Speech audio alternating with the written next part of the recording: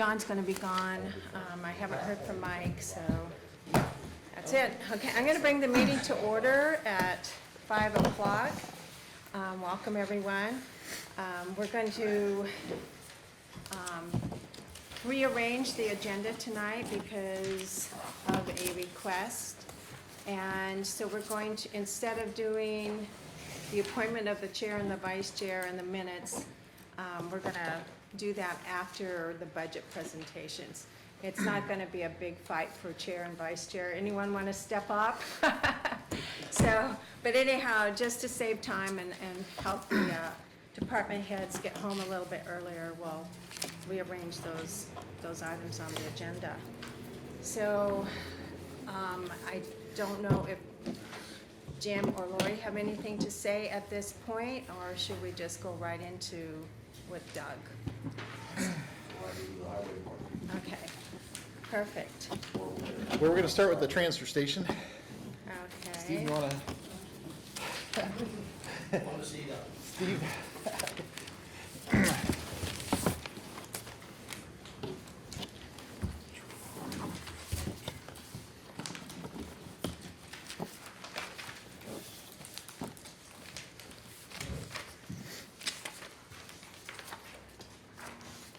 Would you like me to start with the questions that were put out there first, or you want me to do a summary of the? You can do the summary, because then sometimes that will answer some of the questions, don't you Okay. think? And which paper should we be working off? That's Fund 11.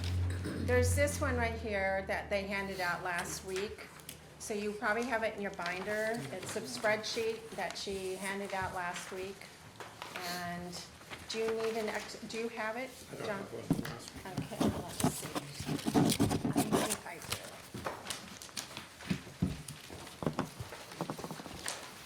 And then the budget narrative is what I'll be trying to reference. That'll be in the back of the big thick packet. of all those.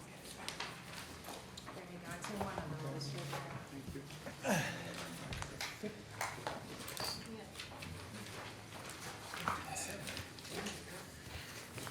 Takes us a while to get used to these. Yeah, I think it tells you what Forms. page number it to. At the bottom it says transfer station, Fund 11. Yep, so it'll be page, whatever page number's listed. That would be page 11, you said? No, whatever the page number on the table of contents is. And this right here. 28 to That's 133. right. Yep. Yeah. Yeah, it's usually way in the back. It's one of the end funds. It's on page, transfer station 128 in the packet, the big packet. And then the spreadsheet is separate. Yeah, summarizes it. Yeah. I gotta get it right. Summary of details, I Yeah, guess. summary and detail. Yeah. There we go. And this one, please. Takes us a while, Steve, thank you. All right, Do you want me to read this verbatim, or do you want to just touch the Touch. biggest movers? yeah, but probably the biggest and. Yeah. So on the expense side, the first line actually, $840 increase. That's the internet and telephone, and that's just a straight up service increase from the provider, Mhm. First Light. So there's not a whole lot we can do about that. And Just a there's- minute, Steve, hold on. He's reading off the big packet, it's page 128. So he's going down those, right, is that? So that's his notes from what's happening in his budget, there we go. All right, sorry. Okay. The next couple items are just very minor. There's a small credit card usage fee that's gone up a little bit. I want to highlight something there. This is also the only department where the town is eating that. Right, Yeah.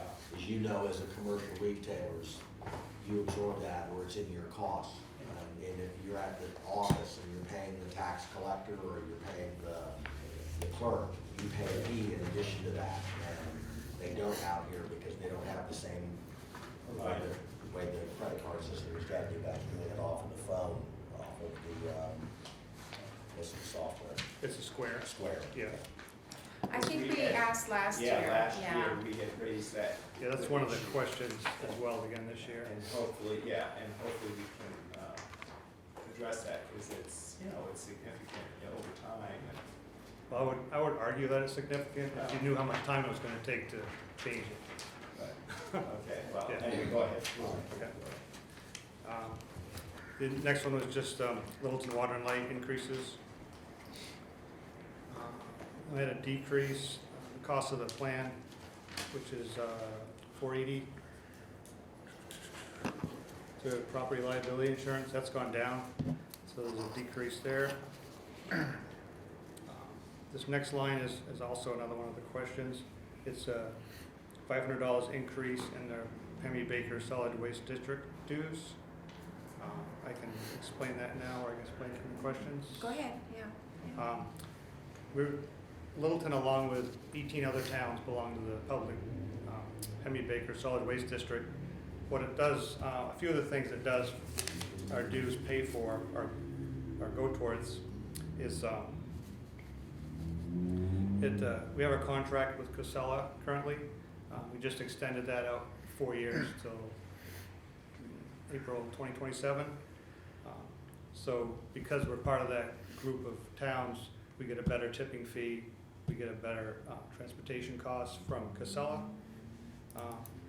In addition, it pays for our hazardous waste event every year. This year it was $12,000, the cost of that one day's event. And those dues also pay for disposal of our fluorescent bulbs twice a year. So we're getting for,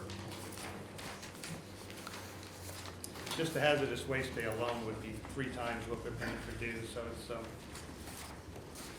So the total dues, or what you're requesting, you have a 500 increase, but I think the total is what, 5,300? that sounds, yeah, Yeah. sounds about right. So, but that just reflects a $500 increase over last year. Yeah, and we had a meeting and just last week, and they said the dues are gonna, our Littleton's dues are actually gonna go down a few $100s from last year.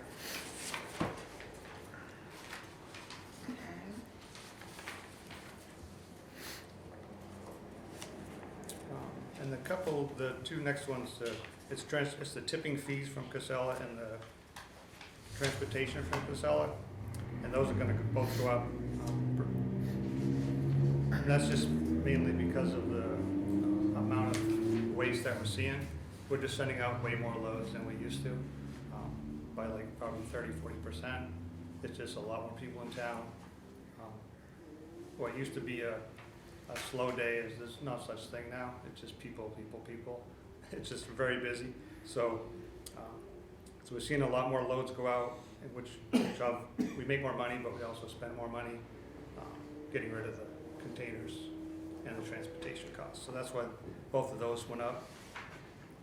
So, I mean, it's offset by some increase in revenues, but, It's offset by more than we're going up. Yeah. okay, Yeah. great. So the more stuff we get in, because we're charging I think we're charging the right amount, so the more stuff we get in, we should be making money on everything. So, you know what I mean? If we get like 2 tons, we're gonna make that much more money as well as spend more money. So, kind of two-pronged. Right. Let's see. I think the next one is electronics, I believe. Electronic waste, Yep. 813. And I'm predicting that's gonna go down. We're starting to see less product coming in. I don't know if it's the old TVs that are finally getting filtered out, or I don't know what the case is, but we've definitely noticed a noticeable decrease in the amount of electronics that have been coming in. So I was gonna lower that one down.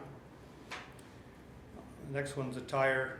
We're just getting a lot more tires, as well as we're getting a lot more trash, we're getting a lot more everything, but tires as well. Can I ask a question on the tires? What Sure. are you paying to get rid of them? What are we Passenger car, light truck tire? What are we paying to get rid of them? They're $3. We're getting charged $3, and we're charging $4 a tire. And that's kind of, if you look at the line items, it's a little upside down right now because we had a stockpile last December that we couldn't, nobody would come and pick them up, so we had like 2 months worth of tires. So they came in January, so the numbers are kind of skewed because we got billed in January for a bunch of tires we had collected the year before. Who do you deal with for that? All this year we've dealt with BDS. Okay. Yeah. We were doing Bob's tires, they weren't reliable and they were a little more expensive. Yeah, they burned down too, I understand. Burned down? Yeah. Oh, it's- really? Yeah. Yeah. That would affect reliability. Yeah, BDS has been much more reliable Yeah, and okay. cost effective. Good company to deal with.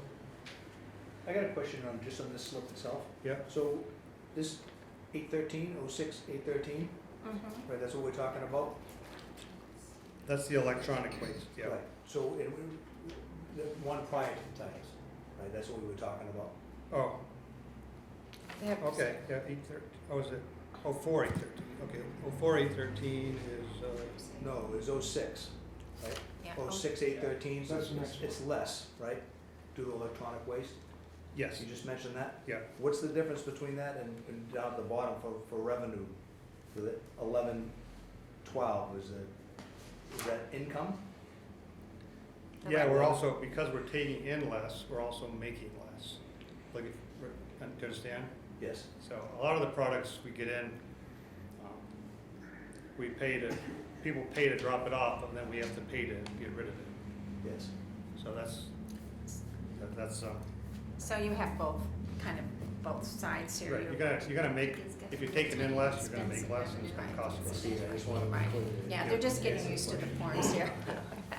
So, So the expenses what the town pays mhm. to get rid of it, Correct, revenues which you're taking in. exactly. Okay. So the delta would be the difference between the two, what the actual cost is. Mhm. Got it. And all that will be down here at the bottom line, and he'll get to that pretty soon, Okay. so, yeah. I just wanna make sure I understand before we. Yeah, Art's new to the table here, so, yeah, it's how we learn. And then the 07813, we just cut that way back because we haven't recycled shingles for almost 5 years because it costs more to do that than it did to throw them away. So although it's probably the right thing to do, it costs a lot more to recycle than it does to landfill them, so we've been landfilling them. And the, someone had a question about this one as well, the brush chipping. That's kind of a large line item that's brand new. I think, I'm not sure how many years ago it was, but Littleton Industrial Park Group decided to, they were gonna develop the land behind us. So that forced us, they were gonna put a road in there, it forced us to get a warrant article for $19,000, take our whole burn pit away, it took the PGA, our processed glass site away, so we had to make a new site beside it. So we lost the burn pit when all that happened. And then we looked into to chipping. A new chipper was $48,000 for a new chipper. Plus we weren't even sure if we'd have enough manpower to be able to chip it, because we really don't have any extra time. So then we decided to look into having it commercially ground as needed. It looks like it's probably gonna be every 2 years. And that cost was between $8,000 and $9,000 to have a logging outfit come in and chip it all up. So that's where that $9,000 came from. So if we do it every 2 years, then this line item It will would be be. adjusted next year, and then Yeah. it goes back 'Cause and forth. we had originally thought it might be every year, because Mhm. we don't really know how much brush is gonna come in. We could have one thunderstorm tear up through the Ammonoosuc River, and we'd have tons of it, literally. So that was just, we thought we might have to do it every year, but So this far. year at least, it's gonna be every other. Okay, right. Do you have landscapers come in to dump stuff? You mean like lawn and leaf stuff? Leaves, Yeah, lawn leaves and yeah. brush? Yeah, the brush we started charging, 2016. It's $5 a truckload, $10 for a trailer. And that's the same whether you're a landscaper or residential. And then a lawn and leaf is free, because that's just like a compost pile for stuff like that, any soft goods. Any other questions about the increases in, on the expense side? Not- Well, you'll cover whatever we Whatever the have question. it in the questions, yeah. And the revenue, I think, I'm not sure, I don't remember the exact total, but the revenue I predicted to increase between $30,000 and $35,000 for next year.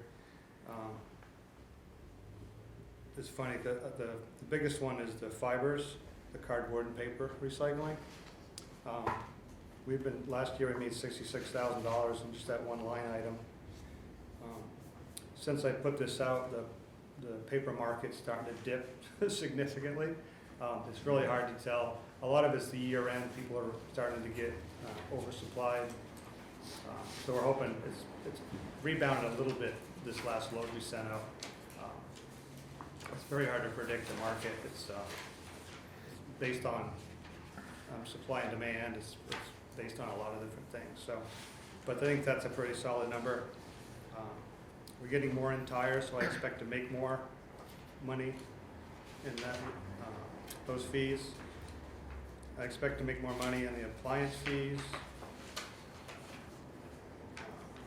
And those other two, what are those, 06, 07?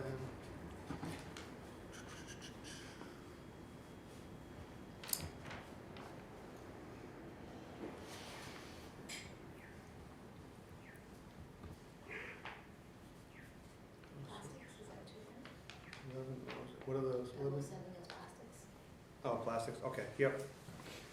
And the plastics, we just recently started collecting film plastic, which is anything that's stretchable, like Shaw's bags, pellet bags. And we just sold the load to Trex Flooring Company for $3,000, so we don't get a lot of that, so it's only gonna be like one load a year. But I think we'll do, the plastics have been very good, especially with that. That was a totally new thing that we weren't doing before. So I think that'll be significant. 11008, that's demolition. I don't expect to have to raise the fees this year on demo because of the sheer volume. We're just making a lot of money just from the sheer numbers alone, the tonnage.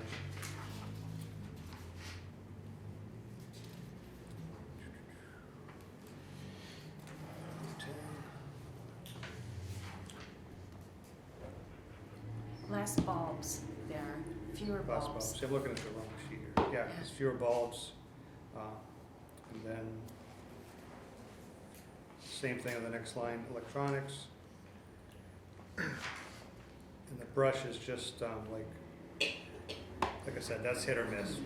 That could be, we could get hardly any, we could get, one year we had 60 loads in a week because we had a bad storm come through town, so. That's all the major changes. So if you, on the questions, if you sort of address them already, that's fine, and just address the ones that. Okay. So the first question was permanent temporary positions. Has it been challenging filling these positions? Since 2016, we were fully staffed until Brian, the manager, left in February of last year. So we were without a full crew for 3 months. We hired at the bottom in May of 2021, and we've been fully staffed since.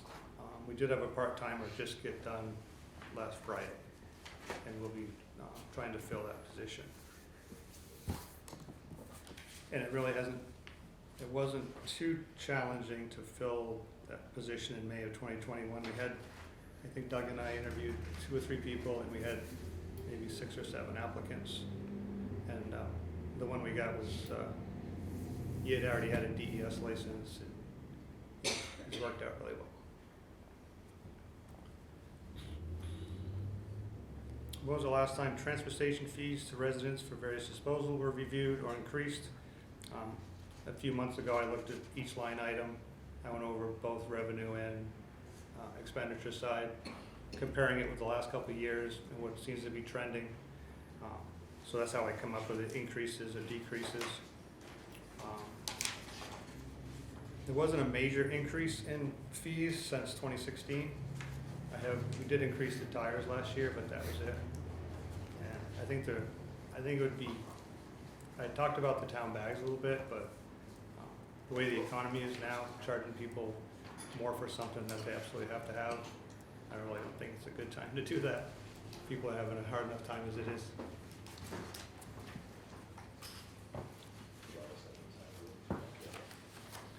And this is the one that I didn't want to answer. The processing costs, I'm trying to think what's that total number?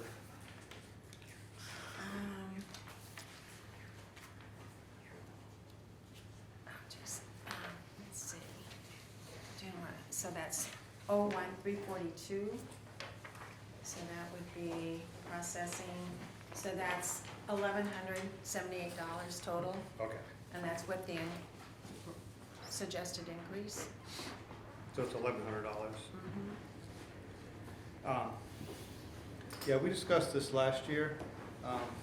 The way we currently do it, any given time, you can be down by one of the crushers. You do a demo, and a guy gives you his card, you run up to the office, you put it in the square, print his receipt out, then you go to the cash register, and punch in the cash register under the correct line item. So if we did anything, it'd be like a whole nother step. Now we have to get on the calculator, figure out how many percentage,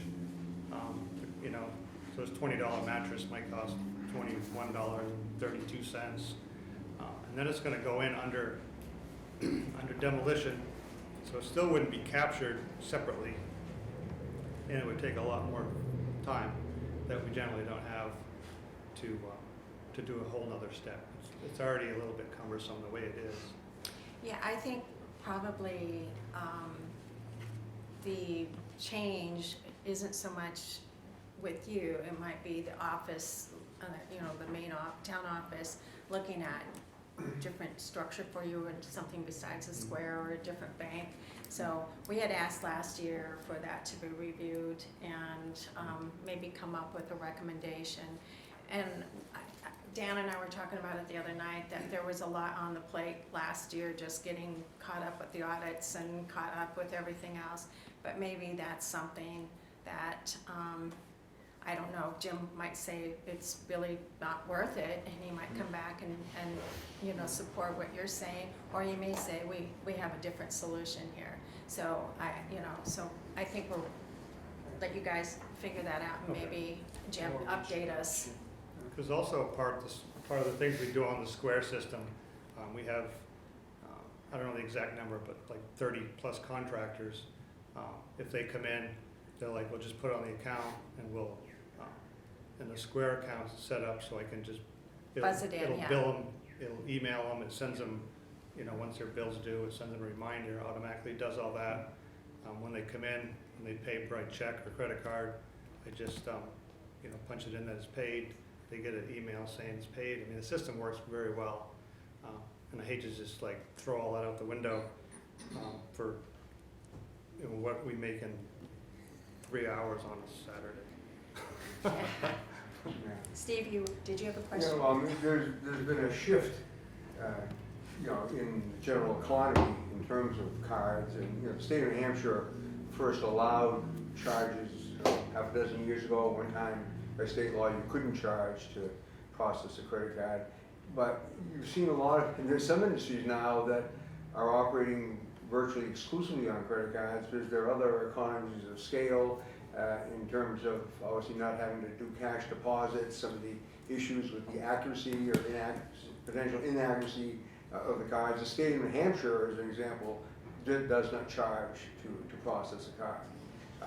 In many ways, we find that they're actually encouraging it just because it simplifies it. And I'm not sure what our rate is, but obviously being a government institution, we must be able to negotiate a very, very low rate. What does the town office charge for a credit card? I say $3. No, a percent.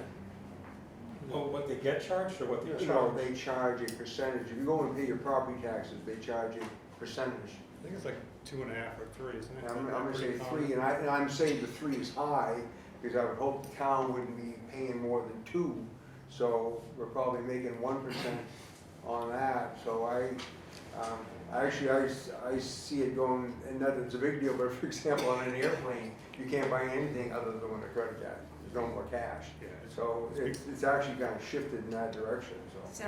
So, The difference is the airline can charge you whatever they want for the drink and what have you. We can't do that for garbage. You just keep raising the prices, then people aren't gonna bring it to Right, you, and it's they're gonna not end up along your roadways, and it's along your roadways. Maybe to some degree, although I don't think it's quite that I sensitive. quite honestly think that every penny should be charged to anybody using a credit card. We shouldn't be charging 1 cent.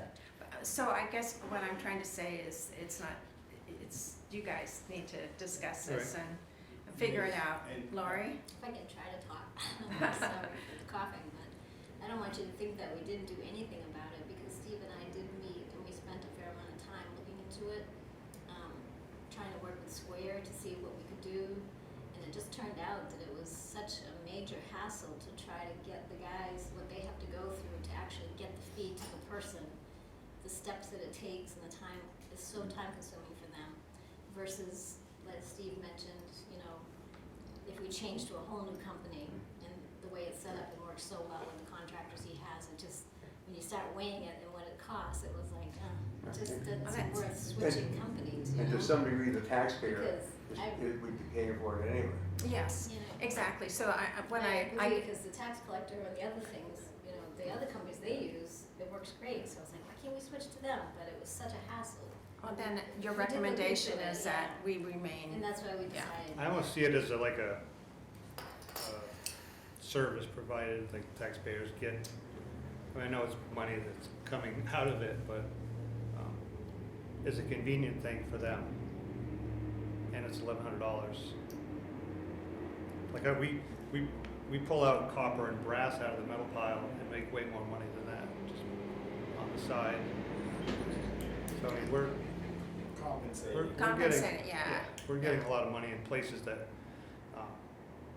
Unexpected. we don't have to do, right, that we're trying to, so. Well, I know that you'll keep your eye on it and Yeah. see if you can make changes, and if not, Okay. We'll If do- there's an opportunity, we Yeah. would definitely make a Yeah. change, but. Quick question, is there anything stopping us from charging a flat fee, like a $1 flat fee? I understand you don't have to go calculate it all. A flat fee? Yeah, like $1 for every charge that you do, would recuperate a lot of the charges, I'm sure. If on a $5 charge, it'd be 20%, and on $100, it'd be 1%, but I'm going to guess that most of them are in the 20 to 30 range. Yeah, So- nobody had discussed a flat fee, that would, That would be simple. the money would be, That's why he's here. we could capture it, it wouldn't like come up on a line item saying that we captured X amount of money. It would go into whatever whether it's demo or Yeah. town bags. But at this point, you could come to the meeting and say, yes, but we collect that in other ways. And I'm sure you can run a report with Square that says we've processed X number of transactions. So you should be able to say, times $1, that's, $1,500 we've recaptured. Yeah, we get at the end of each week, we get a report that I send to Lori, that says, well, it's every transaction, tells you how many transactions, all that stuff, yeah. So then if you do a $1 fee, I don't think people will be dropping things on the side of the road to save themselves $1. And you could easily report how much you've done, and it would recoup, I'm going to guess, close to the right amount. Yeah, I like that idea, actually. Good point. That's a lot more manageable than doing pennies on the dollar. yeah. Good Okay. thing we have you on the committee. Good point. Thank you. Good point, thanks. And then I could just advertise as such, and people would know. I think, yeah, just think about it. What he's saying is he can't separate it, that's the problem. If it's for tires, it would just go to tires, the extra dollar. Unless I can see if I can create a new one, but, Just lump it as one thing for everything. Yeah. That dollar charge goes into one line for everything. Well, That, yeah, you can figure it out. Yeah, I'll take a look at it. I'm just, there's a cost that goes to the bank that you charge for the, right. right? And that could be pulled out versus that other account. You could say, okay, well, $1 is enough, or it might have to be $1.50. You'd have to actually do it for a time period, a year or See what something, it is, to figure it yeah. out, right? Okay, next. I had talked about the question about the Pemmy Baker dues. Anybody have any questions about that relationship? No, that's fine. The brush chipping, I already answered that one. The market for, what's the market for sale of various items like paper, scrap metal, cardboard look like in 2023? We've been extremely strong with fibers the last 2 years. That's starting to fall. I looked it up today, and everything is either slightly downward or significantly downward right now. So all the markets are starting to go the wrong direction. But year end is always hard because everybody's filling up their mills. They're filling up, they don't want to hang that into the next year. But that's something we'll definitely keep an eye on. Unfortunately, we don't have a ton of, we can't really do much about it. What Littleton does have is we get an incredible amount of volume. So even if the price is low, we still make a lot of money because we have just so much of it. We get stuff from the industrial park, a couple companies there, literally truckloads, tractor trailer loads of cardboard every 2 or 3 weeks. Yeah, we just get a lot of stuff. Too much stuff some days. How many years left at the Bethlehem landfill? We just, the Pemmy Baker Group and we just signed a 4-year extension with Casella. It takes it until April 30th, 2027. So we know that our trash is going to have a place to go until then. And hopefully at that point, either Dalton will happen or not happen. We should have a lot more clarity at that point with that site. And if that doesn't go through, Carberry and Berlin, they told me that within a 6-month time frame of us wanting to go up there, that's when we had to contact them. So I can't contact them now and ask them, can we come up there? How much is it going to cost? Because it's so far out, they're not going to answer me. So that's where we sit with so we should be good for 4 more years. I think that gets Jim back into Florida by then. So. Let's see.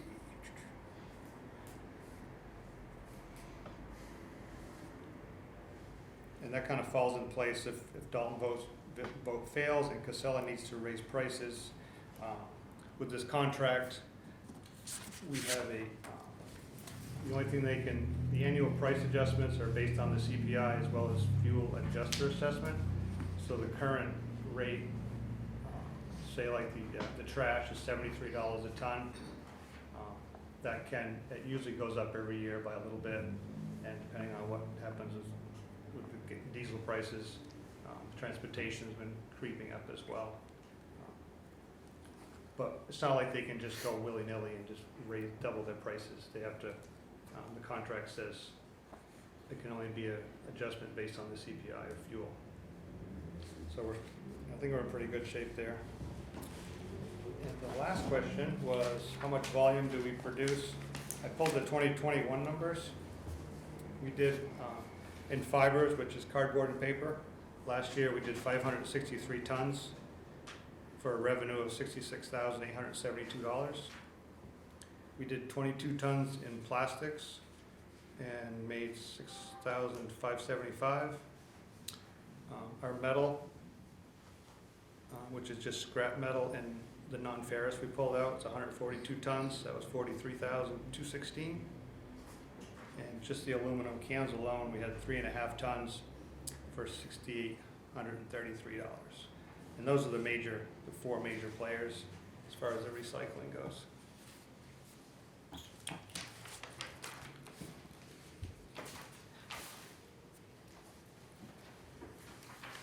And I believe Lori's spreadsheet had us needing, is that the number, Lori, the 136 for for tax dollars required. For 2023, it's 130. 123. 130, yeah. Okay. The yellow column is 130, 395. That's less than what On the right. we appropriated this year, Yeah, right? it's not bad. Yeah, Yeah. Headed in the right direction. yeah, Yeah, good job. yeah. So Lori has mentioned that when we hear the departments, that we are to consider their capital improvement. Look at the last page of this budget. Submitted So it's on items, last page of the budget here. words on the new sheets I handed out tonight too. It's on here, right, too, the transfer station. If you look at the big sheet, you want us to look at that sheet? I think it's on that capital plan, so you'll see What? it. Okay. Just tell us where you think we should, which paper we should be looking at. The 5-year capital plan actually has everything listed. The big sheet has my suggestions for financing it, so you're not gonna see it listed individually, but the 5-year capital plan. Is this right here, right? It's the handout we had tonight, So and top left. it goes this way, yeah. There we go. Transfer station on the second page toward the bottom. The yellow column has all of the capital items requested from all departments. Transfer station is $40,000. For the drainage and paving Yes. of it. Do you want to speak to that, on that, or someone speak Yeah. to it? I don't know. Steve and I have kind of worked together on that one. But if you guys have been out there, you'll see that there's a lot of water that piles up over by the rubbish bin. Because we have the drainage on site are just dry sumps, and they're not functioning properly, at least that particular one over there by the rubbish bin. So we're looking to take that grassy area that's right back there as you come around the back, where I think there's a tree or two in there now. There's 2 pines there now, yeah. Taking out those trees and making that a drainage area. And there's 1, 2, 3 catch basins 3. that would be tied into that. They've got a lot of pavement deterioration going on in the back there, where their loading area is. It's very depressed and it's because drainage is water's getting down into the base and not draining properly. And how So we're long gonna, has it been since the last time that it was paved or anything? that I don't know. That's before done. And how long have you been Yeah, here? coming up on 4 years. So it's at least 4 years or more. Steve might know. I mean, since we had any paving done, Yeah. like 15, 16. We're starting to get some holes that are growing rapidly. There's some, initially they had done some paving where they just laid over, they just put like a thin coat on, and that's been eroding away, so it's kind of breaking up into the main traffic flow. And there's a few places that we go to unload stuff that's got some holes. It's just, well, it's New England winters, and everything gets worse and worse. But the catch basin's a major thing because we can't, the stuff that gets squeezed out of the trash, that leaks out, that's why the catch basin's there and why it's not a regular drain, because it needs to seep into the ground because it's contaminated. And so we can't, once it rains, it fills up and it takes days and days to get back into the catch basin because it's working so inefficiently. So at some point, if it gets worse and worse, if it stops draining at all, then we're gonna have a major problem because it's just we'll have a pond down there of contaminated water, so. John? We discussed in the length the whole dry air, the catch basins and the sweeper and all that stuff. Is this catch basin not in the schedule of cleaning that the town does with its other catch basins? I think Steve can talk to that. We have cleaned it. Yeah, they pumped it out within the last 2 years. And I don't know how catch basins work at all, but they pumped it out and it helped marginally, but not completely. And also what I want to do is put in a pavement what was that called, Paper. Yeah, the pavement berm, to try to get some of the rainwater to divert from that area as well. Do these catch basins drain to a drainage system, or are these dry wells? They're dry wells. Dry wells. So that's the reason. Yep. So we want to do a bunch of pavement instead of just skimming or shimming out there, we want to do a full reclamation and actually redo the pavement, similar as what was done Grind it? on Industrial Park Road. Yeah. Yep, give them more strength and get the drainage proper. I got one question, just for clarification, what's the reason for these notations on salary about the 52 weeks and the 38 weeks? What's that supposed to tell us? They're notes for the department heads, so that when they're figuring the wages from January to March and then April to December, because they're different rates, Right. they change. So if you're a salary person, they divide it by 52 weeks, which in those 14 weeks, I just give them the information to the department head so they know when they're doing their calculations, that there's 14 weeks for salary on the first half, and then there's 38 weeks for the April to December. Because our Okay, year-to-date okay, is, so yeah. the 2023 budget request, I guess, why wouldn't it still, okay, that's just for the last 9 months of the year. The first sheet, January to March, they're paid at the 2022 hourly rate, so that's why you see that. That's part of the 2023 budget. And then the other 9 months are at the new rates if they're voted in April. Well, they'll start in April. But, just for a point of clarification, what is proposed for salaries, what they're figuring for the 3 months. So now if we do 2023, that's gonna carry through the remaining 9 months of 20, let's see, how's it gonna, 2023? The first 3 months. The first 3 months of 20, okay, 2023. In the budget, we need the first 3 months of 2023 at the current rate and the last 9 months at the new rate. Right, but the thing is, with these guys, some of them are union. And all union contracts are new this year, so they're a separate article. Right. So you have to level fund and use the same rate, so that's why you see the same, Oh, okay, same I rate, see. sorry. Should have said that first. Okay. But I think there's 3 of them. Chamberlain, Rasmussen, and Williamson are all union, so those are the same rates on both sheets. Okay, Yeah, people did change, yeah. all right. Any other questions? Steve, on your notes right there, can you send that to me digitally This or, one? yeah, do you Yeah. have, okay. Yep. so, yeah. Or send it to Lori and she can Send send it to it to Lori. me, yeah. Yep. Yeah, thank you. I have one question. Sure. One question, the 40,000, where did you come up with that? Did you go? It's just it's a rough estimate at this point. We're gonna try to do it under our paving contract that we currently have in place for next year, but I haven't fine-tuned the numbers yet. It's just a rough. So maybe as we go through the process here, I'll have an updated number on the sheet.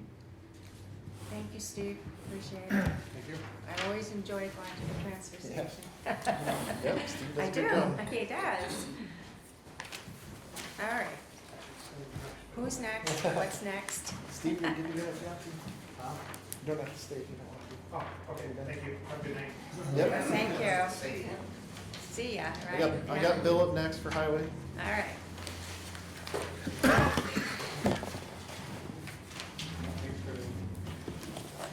It'll be on pages 87 to 91. 87, what? 87 to 91. Yeah.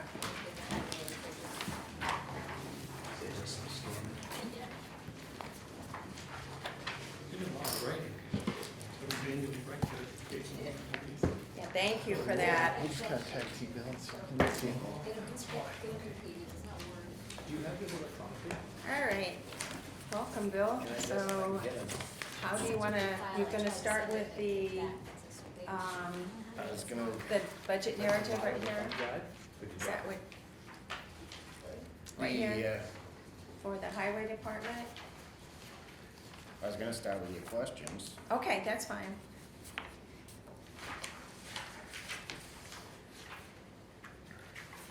Whatever makes you most comfortable. Okay. Doug will answer the first one, I guess. How many part-time, full-time equivalent positions in 2023 budget? Yep.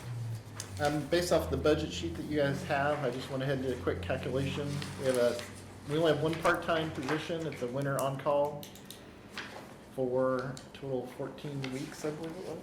No, 24 weeks, I apologize. So that calculated to a .46 full-time equivalent. That does not include any benefits in that ratio. Comparing a full-time to a part-time because they don't have benefits. Right. So hopefully that answers, whoever asked that question, hopefully that answers it for you. And if you want to have more detail on that, it's right in here, right, Lori? Is that where we're supposed to be looking? Right, because you Right. can tell the part-timers and the full-timers and Mhm. everybody's listed there. So that would be pages 88 and 89 in the larger packet. Do you have a question? Later? Okay. Any? And then I'll go ahead and answer the next one on also regarding that same temporary position, why that budget line increased by $2,774. And it was basically because of a rate increase. Bill and I have both worked on filling temporary seasonal positions. It's challenging to find somebody to commit to that time, especially being on call, mandatory on call. So we've had to pay more overall for that position, and especially with the current state of the economy, that's the reason for that increase. And then there was a second part to that question about, and there's also been an increase to full-time positions. And it kind of looks that way when you look at last year's budget, current 2022 budget. We had 9 full-time positions in the budget. But the current 2023 budget shown, I believe, shows 10 positions.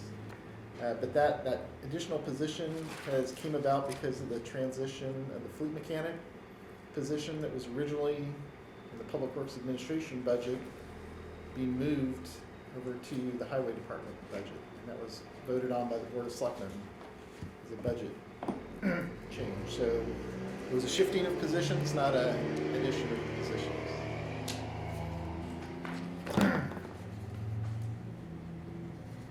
So, any questions on those two lines?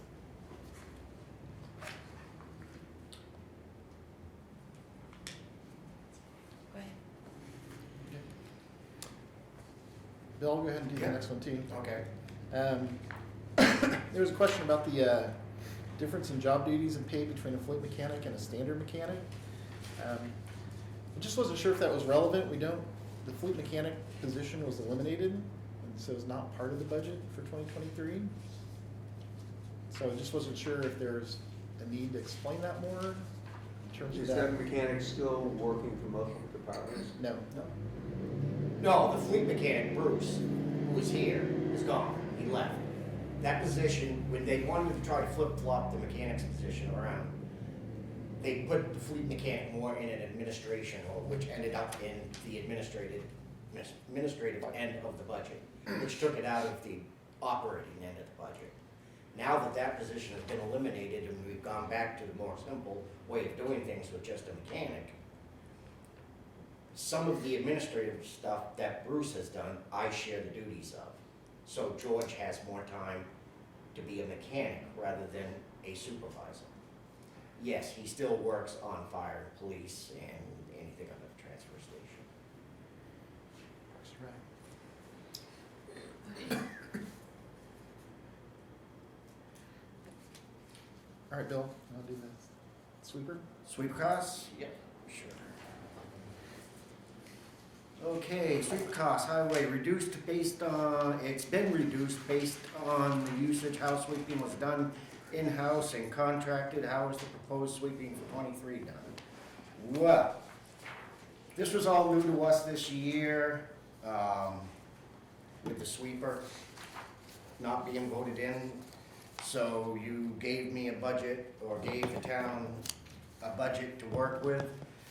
And we ended up contracting the sweeping out, the heavy sweeping, spring sweeping with sand. And we ended up doing just 25 miles of road, which was a cost of $7,210. And then also, because of the state of the sweeper, we needed to also contract out catch basin cleaning, which we were only able to establish 2 days with the contractor at $2,500 a day. Yeah. And we only did 100 catch basins out of, which we typically probably wouldn't do all 400 to 500 catch basins, but I would have liked to have gotten a little bit more than 100, which we usually always did with our own, but that was $5,000. We ended up spending on parts and pieces for the sweeper in order to help us rehab the sweeper that we have. We ended up spending $8,616 for replacement parts for it, which we will begin rehabbing it this winter. So I looked at it and I said, well, I think we're a little strong, we don't need to stay at $67,000, because once we get the sweeper rehab, we'll be able to do the catch basin cleaning. I want to still use a contract sweeper. I think that worked well. I thought that was a great recommendation. I'd rather have them beat up their machinery, and it was fairly inexpensive, really. $7,000 for 25 miles of road, and they were the roads where they're heavily sanded, the country roads and stuff. So that's the heavy stuff got done for $7,000. Yeah, yeah, Perfect. yeah, I thought so. So for a non-person who doesn't know all of this stuff, so you did 25 miles, and that was more of the country roads that were, and then Right. how many miles would you normally have done with? Well, we would have done all that. We did do all the in-town sweeping and light sweeping with our sweeper With your this year. sweeper, okay, Yeah. all right. Yeah, so we accomplished both. So did you order a new hopper for that sweeper? Well, we didn't. I talked with Mr. Avery down there, and he put one on his mechanical sweeper last year, and he spent $20,000 to $25,000 on it. I did look into getting an original equipment cost for a hopper for ours, $46,000. Okay? Now, I can send it out to LaCal, our machine, which would leave us without a machine at all.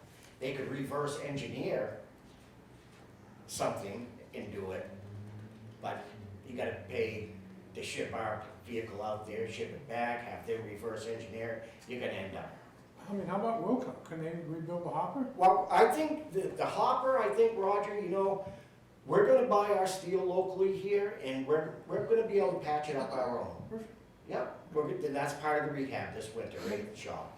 Because of the status of the mechanic now, he's not on a plow route, so hopefully our equipment that we're maintaining the roads with will, he won't be too tied up fixing our stuff, and he'll be able to spend a lot of time doing that. So by next spring, we should be right on the road to recovery. Good.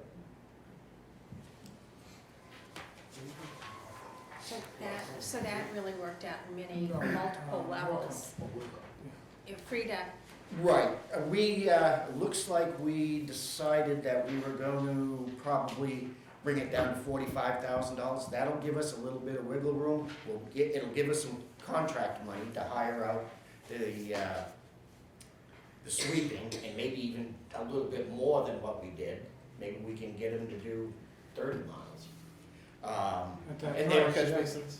more catch basins if we need him. That's the worst case scenario. I wanted to keep it in there where if we needed to do catch basin clean, because it is so important, that I wanted some money in there in case something went wrong. And then plus it's gonna keep us a little bit of a buffer for more replacement parts. As we go to fix it, we find something else that needs to be bought, we're gonna have the money there. But I thought bringing it from 67 down to 45 was fairly responsible. Yep.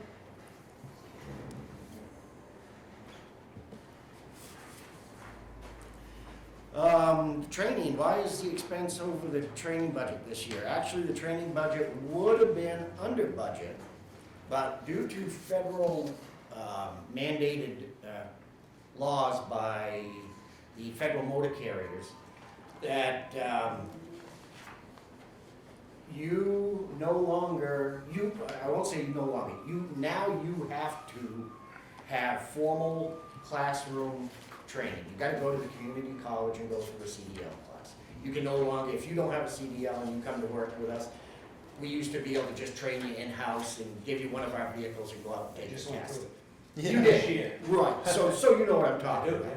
So we had an individual that we had hired prior to that coming out, and he ended up taking $6,000 out of his own pocket to go through the college, okay? So, in due fairness to him, we thought, and he did it down in Barry. I think it was cheaper, and it was, he could take it at night. It wasn't a mandatory daytime classes, so he could work during the day and then go down to Barry at night and go to school. So we thought it only fair to him that we pay for his mileage. So that's where it went over that little amount. Actually, Barry, Vermont? yeah, So you know, because I'm almost positive on this, there's 30 tests that you have to take, the federal portion of the CDL, but I think you can take them online before you go to the class. And then you can skip that portion of the class and then come in when it just comes to do the training.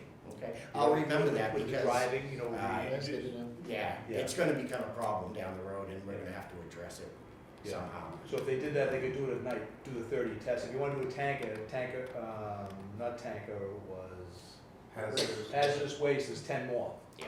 There's 10 more for hazardous waste, and then you have to go for the background check.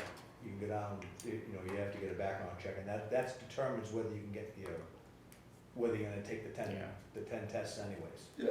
Apparently the school that Trevor went to, he's got his class A, Yeah. got everything that he needs with it. Yeah, I just. Let's hope to God that we can keep him. But he's a very motivated, young individual and seems to wanna stick around, so we're happy with that. We threw him a little bit of a bone, so, you know, maybe he'll stick around. So that put us over the travel. Yeah, that, budget. but That's we mild. were under budget before then. We did end up, training wise, without that happening, we were only at 98 hours of training, and I think it was just a little over 1,000, what was that? $1,028.14. Yeah, okay, so, And overall, as of the end of September, your budget was 13.14% under budget. yeah.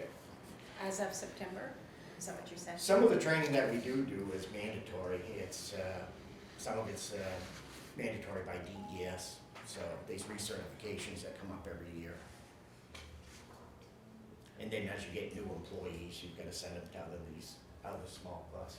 When you throw someone a bone, as you said, do you ever write up something that says, we're gonna give you this $1,000 for training or whatever the reimbursement costs and whatnot?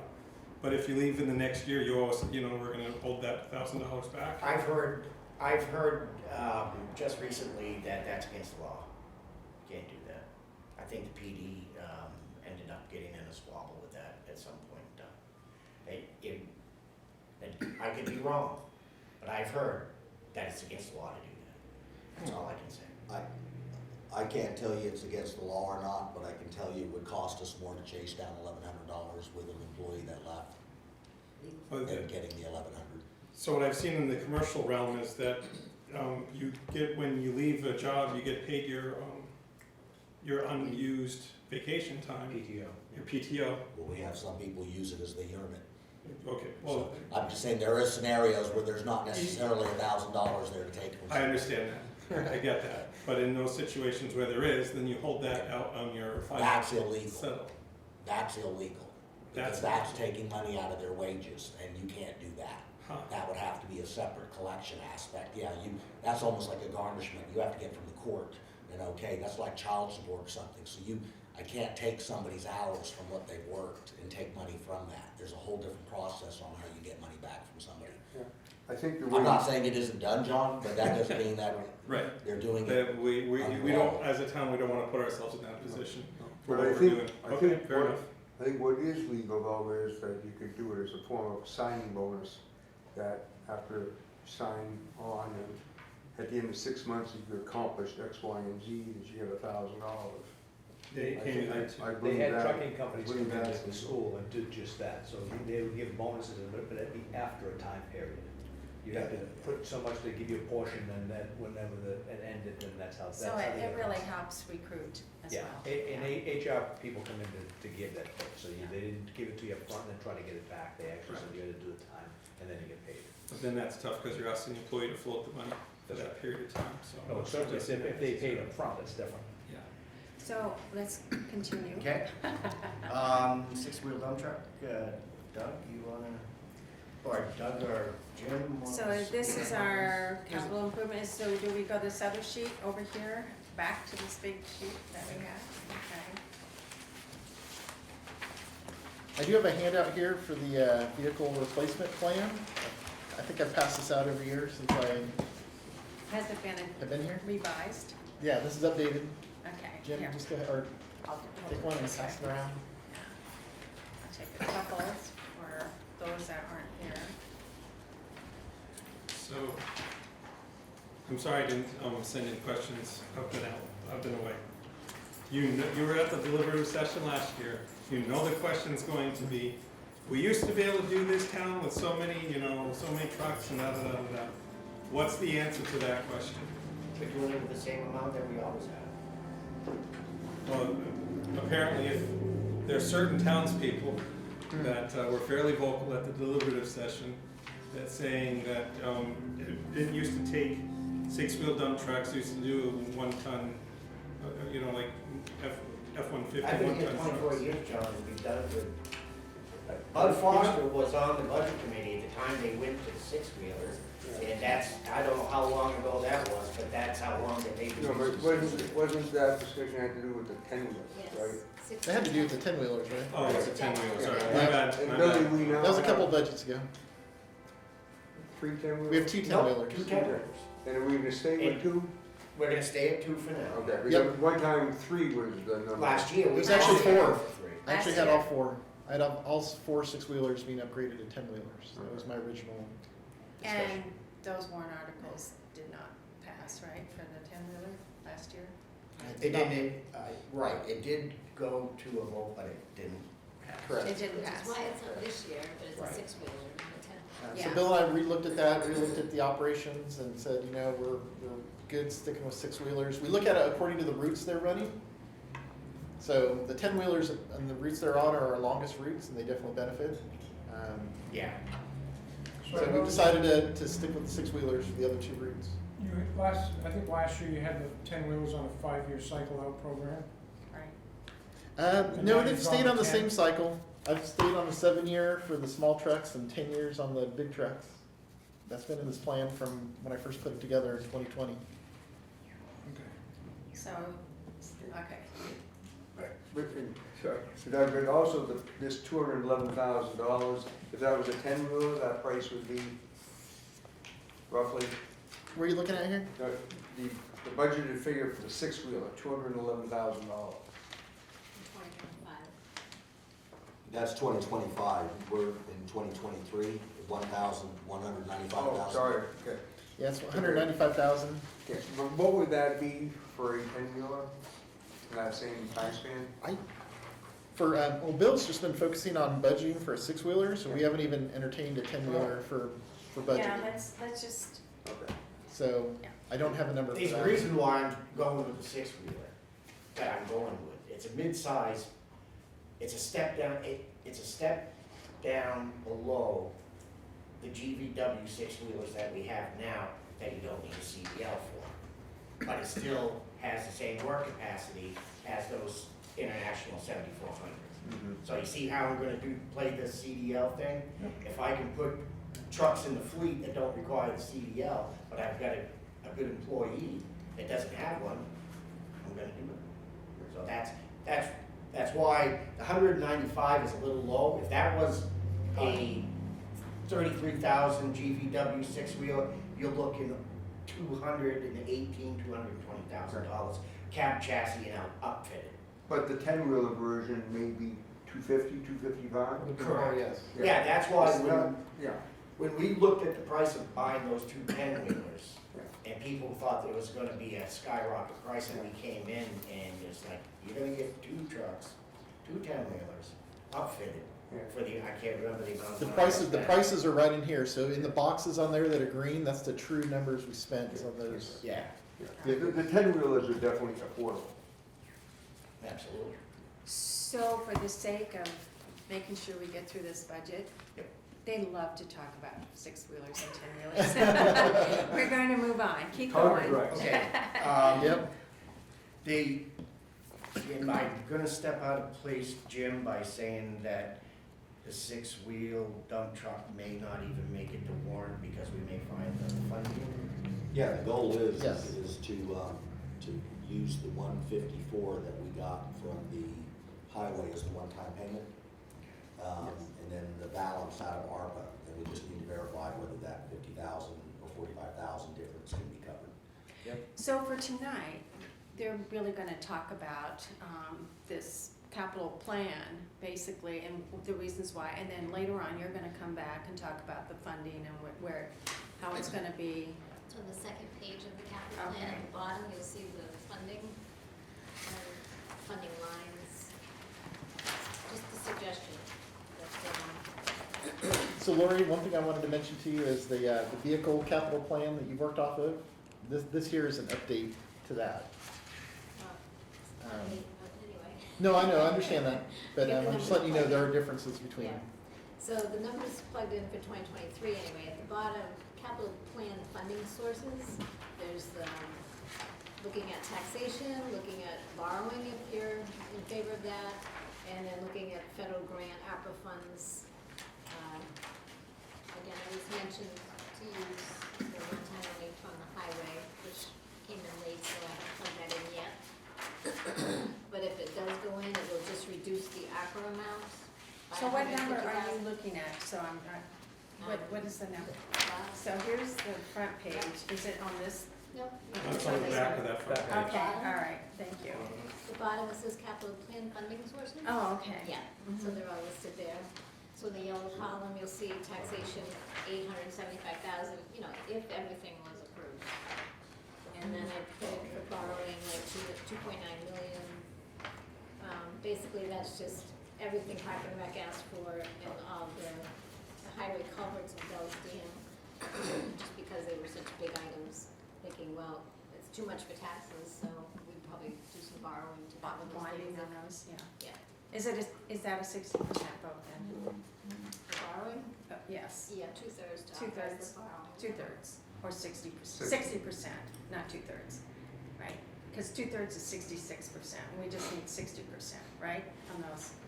Yeah, 3/5, that's what we need. I just want to make sure, because 66 would be even harder to reach than the 3/5. Okay. So anyway, that's where the ARPA funds are listed at the bottom there. You'll see the plan to use them, but if we use the highway 150,000, then it'll be less ARPA funds, because there's only certain things that ARPA can pay for. So he's looking at, I think, the items for the police Fire. and fire, kind of 95. So we can Yeah. continue on, and then if we have more questions about the funding, well, I mean, there's other DPW items if you want. Yeah, talk about right. culverts and Yeah, all that. that's- We'll get to it. go ahead. Was there any other questions regarding the $50,000 capital reserve request? That's, that came up during deliberative last year too and was not approved, but we're putting that in this year. Jim might be able to speak to that more, but just for consistency with the other departments. No, I applaud you for it. I think it's a good idea. Yeah, this department is the only one that has it. And your capital intensive is fire and highway, and it doesn't, and I think those line items have, what is it, $1,000? Yeah, 50 this year. So we've gone to create that in parity with the police department, so you're putting 50,000 away. I think last year we were trying to up it, but we couldn't, you know, we moved things around and then we couldn't move it around because it was gonna cost more on the different A items. decision to include it or not isn't gonna impact the day-to-day running of operations, so it's just from a future planning of trying to Yeah, I have a way totally, to start building some money up so that you smooth out the millage rate. the spikes, down the road. yeah. Okay, Going on to the next question then regarding the electric power costs. I think we put the budget stuff together before we found out about Water and Light's rate increase that came out in the news article on October 16th. So there's the 37% increase from Water and Light, at least for the highway budget, is not currently included in budget line 01-410. Of $6,530. So we're gonna have to increase that line $2,500 to cover that increase. But is this that 37%, is that,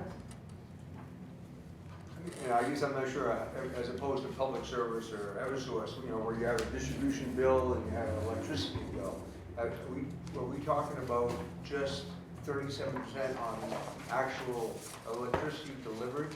Or is it 37% on the entire bill? I don't think it's the entire bill.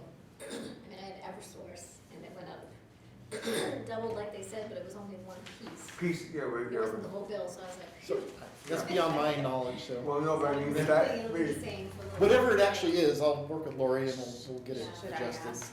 I'm assuming it's a piece of. well, yes, it'd be nice to know that answer. I will ask.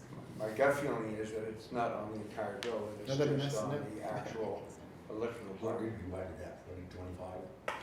Yeah, let's say that again. What did you budget at, 25% increase? We didn't have any increase for electricity because we didn't have any information from I Water. did, I gave specific instructions, Oh, that Bill. minimum of 25%, and then I came out with a second one saying 37%, and that was before Littleton Water and Light.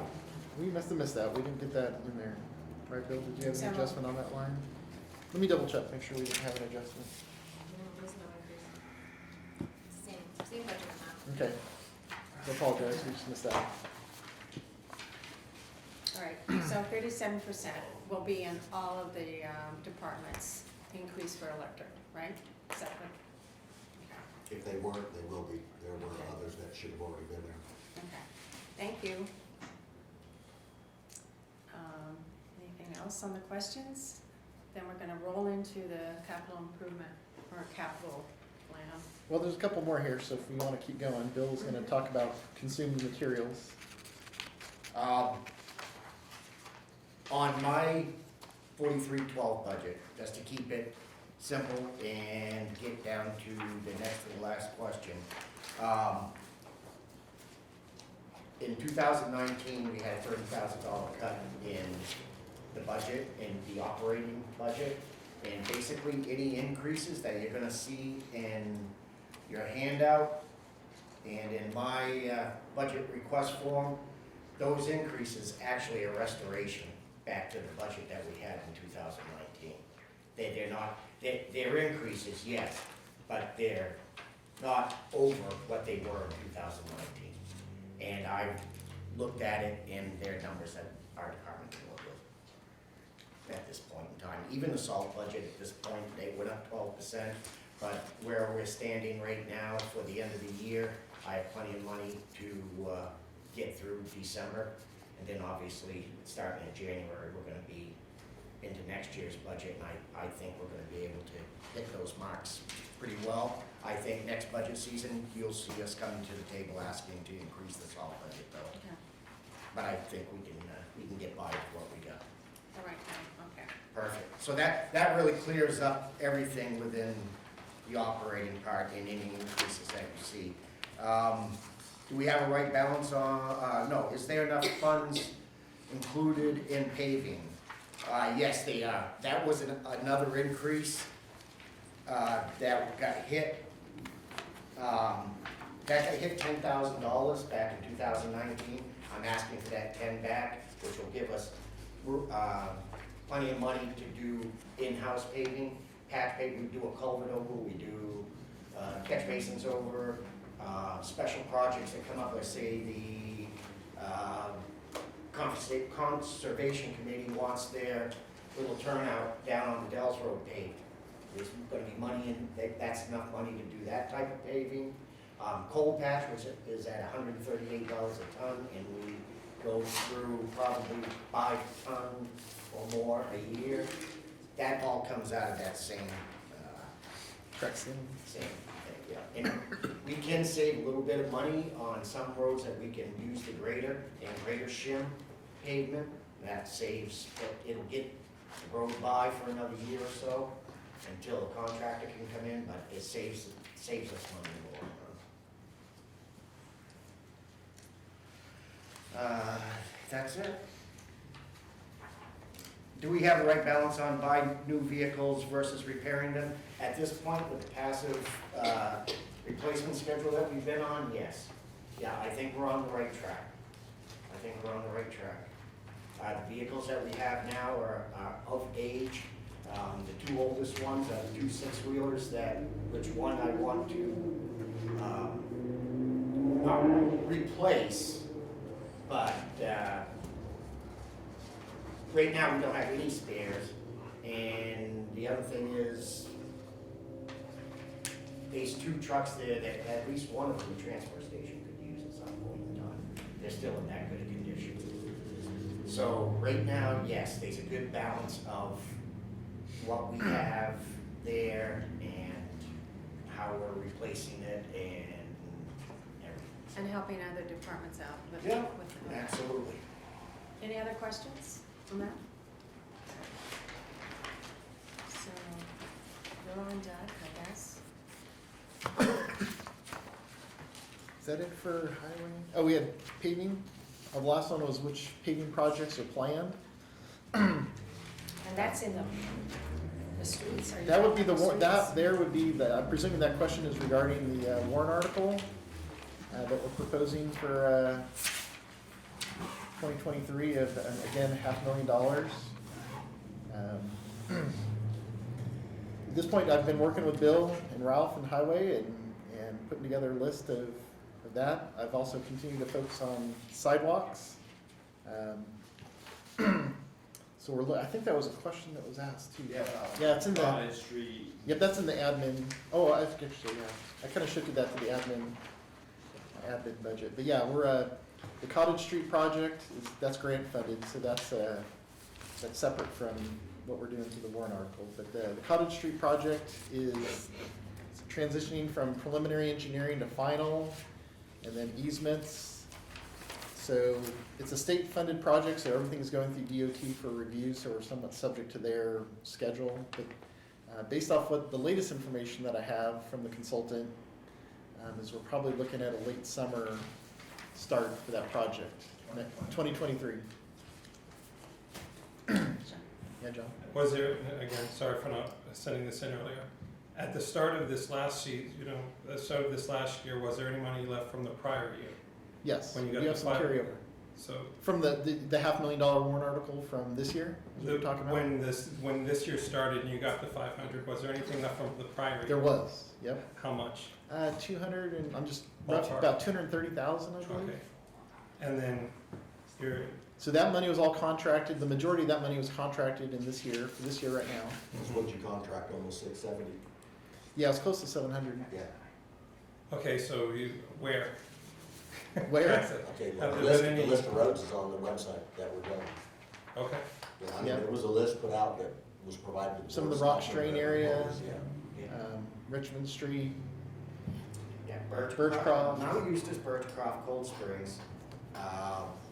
Richmond Street was a complete rehab, from Hill Street over to all around and back down to Union Street.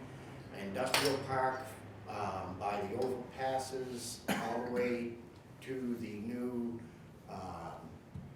4-wheel trail. Rhodebeck was done. Old Partridge Lake from Paul Harvey's to just past, coming in from the St. Johnsbury end of it. right from where the good pavement ended, all the way down past Cindy's Drive. Strain development, Tuck Lane, Fairview, North Fairview, or Upper Fairview, North Fairview. Right in my area, but did they go by my house? Next No. year. Yeah. I mean, it's like right there. Okay, and if it's on the website, I should have Yeah. informed myself, I apologize. Yeah, no, there is, because there was a list they did, and then on, what I've asked them to do is to identify this capital list, so you can see what roads are on next year's, what should be on the second year, what should be on the third year out, and then you can change a list based on Right. something happens to a road or what As long happens. as At it's least not tied this to the way, warrant article. yeah, at least this way Right. somebody can look at it and they know I'm on that list. Right, okay. All right. So sidewalks are also important too, so still to be done this before the plant's close, we're looking to do a good 3 blocks of Union Street sidewalk, the worst section. But then next year, coming back, we'd like to finish some more on Union Street, Main Street down towards Meadow, the sidewalk that's on the south side of the road. And then we'll have the Cottage Street sidewalk project going next year too. So there's a lot of sidewalk work planned for Did you next say year. Union and Reddington next year? Say that again? Union and Reddington? Not Reddington, we're not doing any work on Reddington. For sidewalks, sidewalks are. That's what I'm talking about. Yeah, Union is where we're focusing on for sidewalk. How do you do with the elementary school in particular? We will Yes. next year, Steve, yeah. Yeah, we'll go all the way down to Pine Lahoots- Street. Lahoots down to Mr. Lee's, but, to Pike Ave. We're doing from Pike Ave down to Reddington Street this year.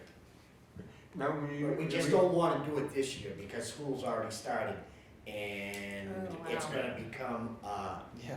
you can't have contractors in there during school. No, we're talking about just paving the sidewalks, any. No, it's Granite? Complete tear out. No, the granite will stay, but the top's gonna be all ripped off, everything regraded and But, repaved. I mean, and if there's not granite there, will there be any granite, or? It's all granite down It there. is, okay.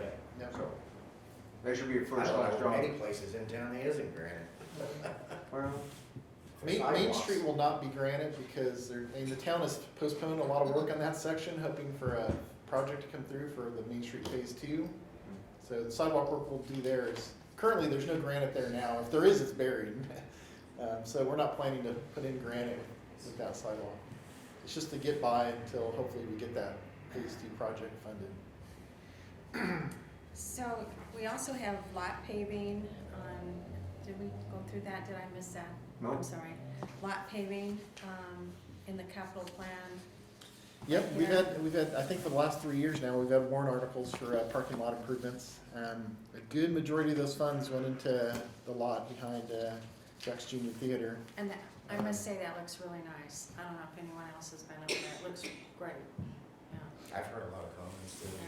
Joe LaHoot called me up and he couldn't say enough good Yeah, about it. it looks great, yeah. Yeah. It's perfect, yeah. So we're very pleased with how that came out, but it was pretty expensive with the demolition and, a question for Roger. Did Yeah. you make any progress on the town toilets?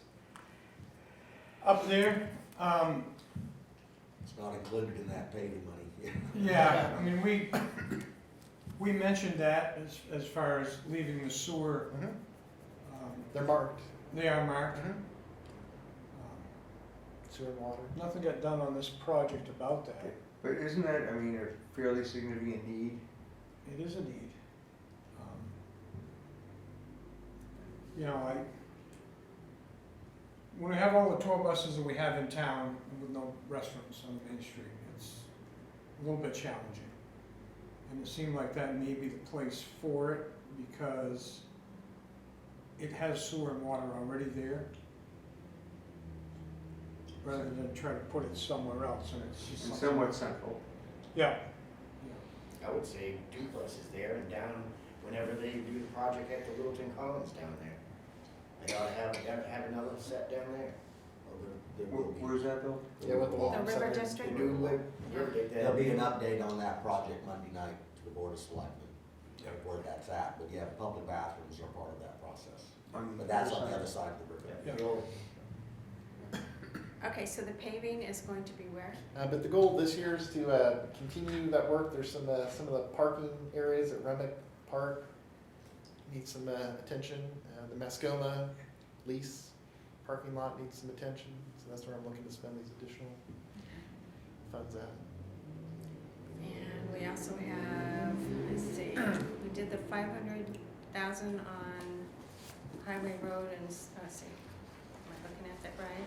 We have all the information we need on that one. I'm just going down this list right here. No, we've just started to put some preliminary, I'm just gonna give you guys a preliminary list, because this is just initial brainstorming of what we're looking at, but, we're looking at doing more of Industrial Park Road for reclaiming.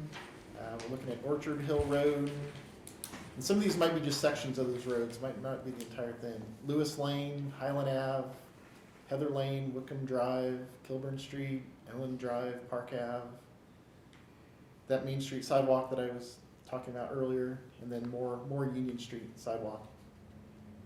So that's kind of preliminary, what we're starting with for next year's warrant article. We don't need to do Kilburn, Jim doesn't live there anymore. Okay, so, and then the culverts, you have all the culverts down there on this right here. So that's gonna be, you wanna look at that? Yeah, I There you think- Can we go. talk, I'm sorry, can we talk about the $850,000 on the dam? Yeah, that, I'm gonna say right now, I think he's put that in as a holding number. There's Right. actually a presentation that's gonna be given to the board in November from an engineering firm that is doing a complete analysis of that. Thanks, dam. Bill. Okay. Everything's Yeah. gonna take it out to rebuild it, so based on whatever the town's options are, that number Okay. could come up or down based on what the answer is, but it is a failing dam in reference to the state's list. It's a red listed dam. It's a red listed down. Not good. It's just a shame to lose the patina of the old dam that's been there for so many years, that if they could come in and put in a concrete structure behind it that would meet all codes and leave the facial like it is, it'd be a wonderful thing. I'm pretty sure that's what they're gonna aim to do for rehabilitation approach. And they'll be on the 14th of November, Roger, so I Okay. should be able to give you some idea then. Yep. In terms of the culverts, that's something that came out of the capital plan. Really, there's only one that's really critical on that, and that's the Riverside Drive culvert at Curtis Brook, culvert number 4.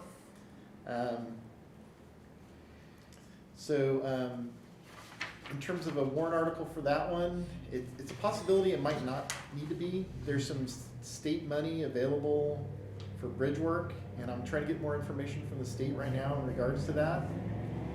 And once I do have that information, I'm actively working on it. Once I have that information, I'll be able to report back as to whether we might be able to use that as an offset and not have to have that as a warrant article.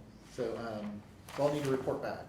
So stay tuned, huh? But yeah, if I had to pick, that's actually a true failing culvert right now, and it's actually compromised the road. The other ones are more just deficient for capacity. There's been historical maybe flooding over on the road with some of these other culverts, but the one there at Riverside Drive is the true failure right now. What about the ones on the Slate Ledge? First few of them going up the hill. That I don't know. I went out there and looked at the one, I think, Roger, that you had brought up. And it's got a little bit of crushing on it. Bottom's going right out. Yeah, it's pretty deep. So But no, I haven't looked at that one for a particular project yet. So any more questions? Is that it, Doug? For highway? Pretty much? I think so. Okay, so now we're into the, One more. one more?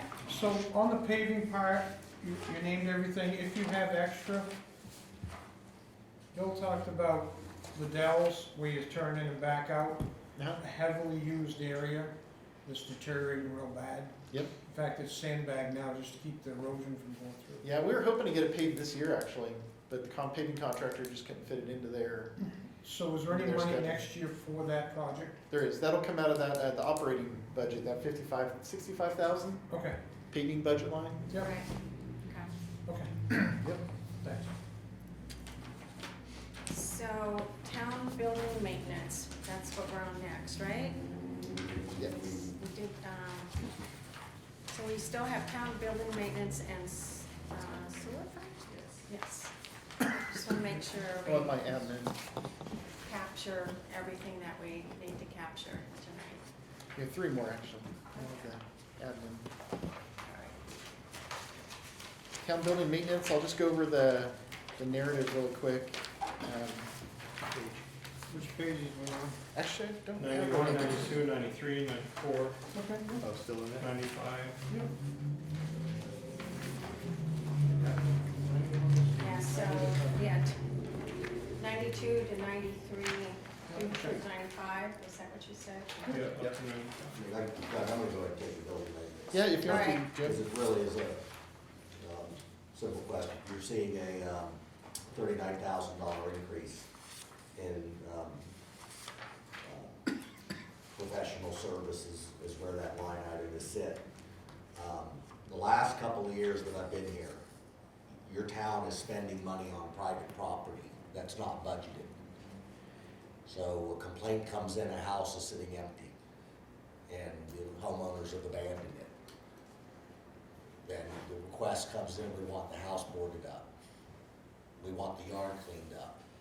In some cases, we've taken houses down. And this is all falling under the health, police, and fire in reference to public safety. There's no line item for me to go and pull money from to cover that. And so it's been taken from Peter and Paul in other areas to fill in. So I'm requesting to create a line item that has some money in there, so when these come up, I've got somewhere to go pull it. Now, the goal is that you will then lien the property for these costs, but then you've got to assume you can sell it for the minimum of the lien, you know, when we put it out for tax sale. I mean, normally they go out now, but we'll have this fall when I bring a list of properties back to the Board of Selectmen, there'll be certain properties that we're gonna ask that a minimum bid be accepted on them, because we've got $30,000 or $40,000 of town taxpayer cost money into private property. And we can't make money, so even if we sold a piece for $100,000, that profit goes back to the owner. Even though they may have lost it for tax purposes or what have you, but at least we can cover back our cost that we did in cleaning that up. So we'll see. I mean, we may not get any bids on some of those. So this is just some way of trying to find some way to have identified line item that covers your costs, so that if we're spending money on cleaning up somebody's private property, at least the town knows that we're trying to account for it and try to get it back. House, 39,000 it cost us to take that down. Pardon, Roger? Chet Stiles' house, it was what, 39,000? Yeah, altogether, it was like maybe $45,000, $50,000. Yeah. To demolish that because it was a hazard. And then you got legal costs involved, because you're gonna get Family attorneys wanted nothing to do with it. Oh, it's not a good. Is If you have it- asbestos and lead in there. Anywhere. Yeah. Lead paint, asbestos and everything else, and the failed septic system, and just cost us some money to get that back. Heavily populated area? No, That building, no? No, that one's not. Actually, it's a nice lot looking over the. that lot looks right down on the Connecticut River, it's worth something. Well, I'd go to the fire department for training, right? So we Because should be able to Uh, sell we, that. we always, we Yeah. always check that, and a lot of times Yes. due to asbestos and other problems, they can. Yeah, so I mean, that'd be my ideal. But we're dealing with some on a list now, and I'm stalling because like, We get issues. I know in one case, the house is abandoned and is falling down, but there's someone that may be interested in buying it, so I'm trying to pair the buyer and the homeowner. And there's a lien on the house from the state of New Hampshire, so I'm just saying, I mean, so there's all kinds of things going on in Right, so terms you of need some there, money so to we're, deal with it, I get it. yeah, so we're, I mean, so this was just the fact that when it came in and all of a sudden was told, well, Eric's gotta go out and board this house up, okay, but where does the money come from? I mean, in this case, that even to the point of taking a property down, and so pulled up a number. Now, I mean, I'll be very honest, we get down to the point to dollar amounts and what have you. I mean, you know, it's like your capital funding. You know, if they want to reduce that, it's not going to affect my day-to-day, but I'll tell you then that I'll have to tell someone that maybe we have to slow down on what we do on a piece of property, because it really is, it shouldn't be our job. It shouldn't be, to be honest. I mean, even in code enforcement, all that gets dumped on the property owner. I mean, it really shouldn't be the town's responsibility to go in and take a house down. I mean, but it So I do happens. it. Safety. Well, for rules and regulations for safety and Yeah, some of these places become drug houses. Yeah. I mean, so they end up becoming, you know, meth dens and what have you. And I mean, so we're picking up needles and God knows what else. All right, so that's it for the town building maintenance. What'd you put for a number in that, Jim? Did you put a number in it? Yeah, 39,000. Is it, that's what you want to set aside for that? Well, I mean, we need some in there for regular maintenance and whatever, so that's what gets you to the 45, but it's a guess, Roger. I mean, meaning, Right, I'm but hoping we start don't somewhere. have many of these, but Yeah, we at least have to have a line item somewhere to be able to try to account for it. and a couple of them got thrown at us. That Yeah. So this building maintenance is only for managing private property. It's not to actually maintain the town-owned buildings. No, it is that too. Yeah, Yeah. yeah. But we're in a leased building, so there's like little expense, I mean, in terms of that, so that's the bank building. Yep, but what about the library? The library has their Parks and own. Recs, so each department has their own maintenance, Yeah. building maintenance budget, okay. Yeah, yeah. Right. Now, when they said town building, they meant like the town. His, I know, the it What about this position, building though? the It was a position, It has misnomer. its own. yeah, the position serves all the departments, Okay. Eric serves Yes. all the departments, okay. right? All right, But any expenses related to a department get charged to their own budget, building maintenance line. Understood. all right, so now we have administration. Yep, administration. We have the sewer fund, so whichever one. There was a bunch of general questions that was at the top of the Word document that Lori sent. Just do And the I think, ones. I think Lori yeah. answered them all too. Yeah.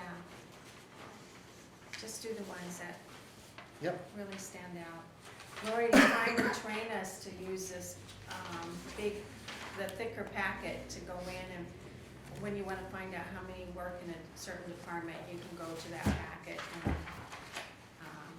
not necessarily put that on the questions that we submit. Public, sorry, the public work admins line, that was on page 82 to 86 in your packets. Mostly the question was about, it had definitely to do with the shifting of the fleet mechanic to the 4212 account. So it threw off, benefits and retirement and wages and everything in both. But if you look at the two together, you'll see that one went down and the other went up. So it was just a movement of that position.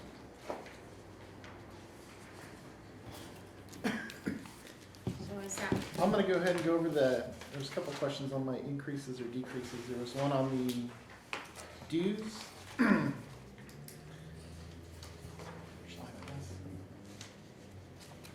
Basically, I went back and looked at 01-560. I just went back and looked at what dues I have been paying. I haven't studied that budget line carefully, so I went back and looked at it over the last few years I've been here, and I've only got two things that I have dues for: New Hampshire Public Works Association and New Hampshire Road Agents Association. So the $100 covers those dues. So I just adjusted that budget line down. But basically, I had a number of areas that were lowered or eliminated. And that, again, was just my time going through and re-looking at some budget history related to those, all those lines. Any questions on that? so now we're on sewer. That's gonna be pages 117 to 121.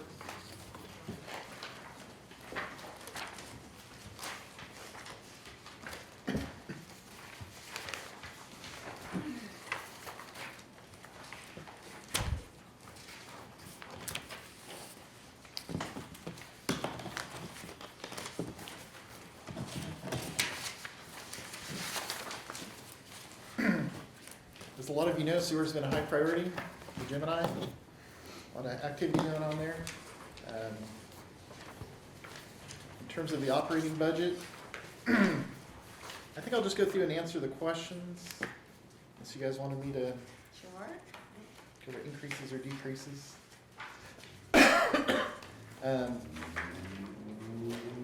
There was a question about the approximate $216,000 increase after allowance for chemicals and lab tests based on the 2022 budget. Is this a new firm? Was this put out for competitive bidding? Are they serving other towns in northern New England? So I'll just go ahead and answer those kind of all together. The town had the same treatment plant operator, gentleman operating the plant with his license for 24 years, named Dan Matthews. He's stayed with the company that was there when he started, but that company's been sold and changed hands and changed names over those 24 years. So we are continuing with Dan as our plant operator, and the contract that is with the company is with, which is now it was Utility Partners, and now they're H2O Innovation. They do serve Whitefield, St. Johnsbury, Lindenville, and others. They're the most established treatment plant operator in New England. There really isn't a lot of competitors for them. I think the town put it out to competitive bid before I started, and it was them and maybe one other company. I don't have all the information on how that analysis went, but they ended up getting the contract out Not a then. lot to pick from. So this is a 5-year contract renewal of a previous 5-year contract with them. So yeah, that's That's a significant increase, though. I mean, did he state, yeah. So let me give you a little background on the increase. The town has not used chemicals, or has not had the need to use chemicals to meet permit compliance. But we were just issued a new MPDS permit from the EPA in 2020, end of 2020, which substantially reduced a lot of the limits that we need to comply with. And so that's pushed us to have to look at chemicals to be added to the wastewater to lower down items that the state is now monitoring under that new permit, particularly copper and phosphorus. So phosphorus was a brand new addition to the permit, and copper, they reduced the level on it. So we've done testing out there based off what's currently coming into the plant, and we're the current permit. So the new permit gave us 4 years to get into compliance with those. So they didn't just drop it on us and say you need to be in compliance now. They gave us a 4-year transition plan to get into compliance. And when did they give you the 4 years? Why? When? Starting December 2020. Okay. So we're about at the halfway Yeah. point. So we've been out there doing pilot testing, paying extra for putting chemicals in as a pilot test, trying out multiple chemicals to see what will work. We don't have a final solution yet. We're still in this pilot phase of evaluating. But what we decided to do in the contract with H2O is to establish a budget amount in their contract to kind of let them have control over what they're ordering and what they're doing. We initially started it out as the town, paying all the bills and kind of figuring it out. But to keep it more of a consistent operation with them, we established a budget within their contract, a set budget amount. And it's a tracked budget, which means if they don't spend it, we don't pay them for it. That's kind of what I was going for. Correct. So so they have two in their contract. There's a $30,000 repair and maintenance budget that's like that, and then there's the chemicals budget. And both of those are tracked, and if they're not spent, then it comes back to the town. okay. So phosphorus and copper Copper. cannot be filtered out or diluted, is that right? You have to add a chemical in order to. We got to get a chemical. The purpose of the chemical is to get those constituents to settle out of the water and get into the sludge, Then you can. so that it doesn't end up going out to the river. John? In simple terms. So this is the same company. Last year, we talked a lot about needing to put millions of dollars into the wastewater treatment plant, which I believe has gotten voted in and whatnot. Yeah. But this is the same person, different company, but same person that watched the plant go to that And level of submitted disrepair. reports on a regular and Yeah. timely basis to the town, Okay. Right. So the indicating responsibility for that exactly what the problems were. lays directly at the town's feet and Yes, the it does. board's Yes, feet. yes. Yes, they've been a good communicator and And establishing the I plan. like, yeah, no, we have to take full responsibility for Okay, that. that was essentially my question, Yes. so thank you, Jeff. Yes. Yep. Is the responsibility for the disrepair of the wastewater treatment plant will rest at the select board's feet. And that's been, you've been very vocal about that, and Yep. you've brought it numerous times. The board actually didn't hear Yeah, meaning, the reports. when I say that, meaning it's, but it's the town, meaning that information was being provided. If it didn't make it To the to where boards. it should, but that's the town problem, not the operator's problem. Those reports were being submitted on a regular basis. Huh, Yep. okay. But not brought to the select board. And not brought to the, it went to the town manager, but the town manager did not bring it to the select board. And this is multiple town managers, not just Not one. this one. Not this No, one. no, even going back, so not everything gets dumped on one guy. I mean, some of these problems go back ways. And I've been in some conversations out in town and with some disappointment with the town, with the wastewater plant, Yeah. and so we had to clarify that. Thank you. And one thing I'd like to add as well is we also have a new wastewater engineer on board. Years back, the town, way back in the early, going back decades, when the town had one consultant that operated the plant and provided engineering services. So it was a one-stop shop consulting firm. And then they broke up and divided their company, and eventually the engineering side went by the wayside. And so the town has not had a really good wastewater engineer. I mean, there's been some that have done a little bit of assistance, like the asset management phase of it was done by Dufresne's group in St. Johnsbury, but they're not really a good wastewater. I mean, they're good at wastewater, but treatment plants are a specialty area. So we just contracted with Hoyle Tanner as our wastewater consultant. That was put out to a competitive RFP. So we're starting a new contract with them to do a comprehensive facilities plan for the treatment plant. It'll lay out all the improvements that need to be done. Right now, we're doing improvements that are repairs, and we have another phase of funding. The next project, that $2 million warrant article from last year, again, is to do repair work. We're aiming to fix the clarifiers. But Hoyle Tanner will then lay out all the there is more work to be done at the plant, no question about it. And Hoyle Tanner will lay out a map for us for that. It's not at the point right now where you lose sleep. After seeing some pictures about the clarifier, yes. Is it? Yeah. Yeah, we have a problem right now with the clarifiers. They are clogged with rags. Some of the pipes that are feeding, and surprise, surprise, the bar rack hasn't been functioning at the plant. So we've got a bunch of rags that are now somewhat obstructing the flow, not stopping them from working, but obstructing some of the flow into the clarifiers. So we're having to do a substantial cleaning project for our clarifiers just to keep them. And the rags came from? Everybody in Littleton that puts stuff into the You'd be sewer that surprised doesn't what people belong. flush. Flushes them or whatever, it's just, A rag. If it fits through the toilet, it can go flush. Yes, whether it's diapers or, anything. And if I would on that, I'm gonna go ahead and talk about the discharge permits. Go ahead. Because that's also an issue, of any business in town that discharges to the plant should have a discharge permit, and there'd be a testing of what they put in.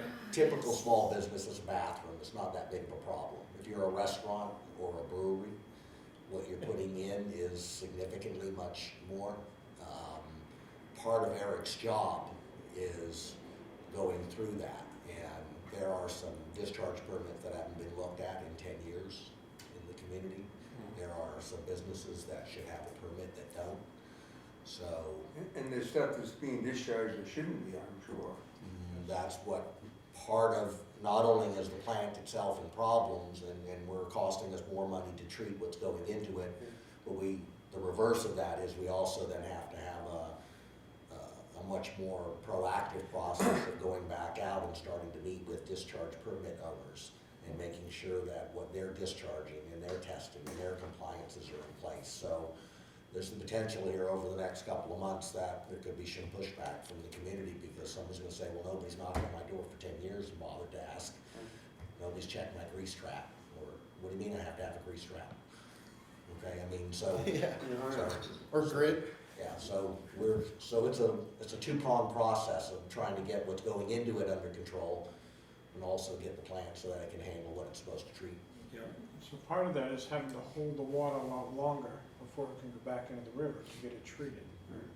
Which brings our capacity, yeah, it's not, the efficiency of the plant isn't where it should be. It's quite possible that you'll find that there's stuff being discharged that maybe can be discharged with certain treatment process or whatever, but that would be better off handled in a different way. Or some businesses may have to look at pre-treatment themselves. Yeah. Right. So for example, the hospital is a good example of that. We went out and met with them and looked at their facility, and they do a pre-treatment of all their medical waste. Make sure it's compliant before they discharge it to the town. That's interesting. So there's a number of businesses that can do a pre-treatment system depending on what they are discharging. I'm sorry, go ahead. No, is the plant at capacity? Where is the plant at? That's a little bit of an unknown. That's why we have a good It's on Meadow wastewater. Street across the Burger King. Yeah. So depending on what day you just smell Burger King or you smell the plant. Right. So you know where it is, right? Yeah, oh yeah, no, I mean, the real from problem is that. from a flow volume, the plant has a lot of capacity. In theory, it could take growth, but it's working at such a rate to clean what it's taking. Right, You don't have any capacity today. Right. because LIDC came in, right? If they came in with a brand new business and said they were opening tomorrow, That's there'd what they're have to trying be to do, discussion. is an Well, issue. well, I mean, they would be It years depends on what they're away from discharging. doing that, but that would have to be part of the planning process. Who is it? What are they bringing in? What kind of impacts are they gonna have? Because it may be that that business needs to put pre-treatment in place. If they just had two toilets or. Well, that's right. Yeah, yeah. No, that's right. Toilets are not a big problem. Yeah, if it's just regular bathrooms, like. There's for a no business, problem with regular that's no different toilets than a for the house. treatment Okay, plant. those aren't your problems, those aren't your problems. It's depending on what they're manufacturing or cooking So or making. So we don't have any, I don't know, rules and regulations basically on that. So now we're starting to go down that road, right? We have to. Well, you do, they just haven't been enforced. We did have the regulations. Right. It's a We lot will also of, it's a be lot of bringing manpower. To the But- board in well, I say October now, it'll be November 14th. It's a new ordinance on wastewater treatment plant. And in there will be spelling out some, I hate to use the word fines, but the kinds of things that will be the tools that we have for those people that after being notified and going through what steps, if they don't Yeah. comply, what then can be done. Because if not, the states can step in and fine us Well, up to but- 10,000, 15,000 a day. But on our why, land. I guess my question is, why hasn't it been enforced? So, no, seriously, why hasn't it been enforced? Because sometimes you can have all the rules and regulations, but if you don't have someone going around and, so is it because we have lacked someone going around to do that? Catching up on a lot of things. Yeah, it let's is. put it that way. We are catching up on a lot of I things. can only address what I'm doing. Right. Yeah, I know. So yes, Well, I'm looking at Roger on that one, Well, so. and even Even for for that. Roger, but I mean, just for an answer, just, you know, so we haven't had anyone that could enforce or, But you do have The building a inspector? state we don't have. a comment, building was it inspector. live free or die? I mean, Yeah. So what I. We are read gonna is die, is that what you're saying? Well, no, but you talk regulations, and I mean, and there's and even though they may be on the books, you still have But significant that's what I'm pushback. saying, I though, mean, you do have pushback, but you do need to have some kind of and person in that, In those areas, apparently, you don't want that for, right, okay. for a while. Yeah, Jim Mallory, is there not a sheet here though that shows the whole operating budget of the sewer plant It's on the summary, and with our income? Yeah, there's a summary sheet that's part of that other packet. you have a lot of sheets you're gonna have to get familiar with. Yeah.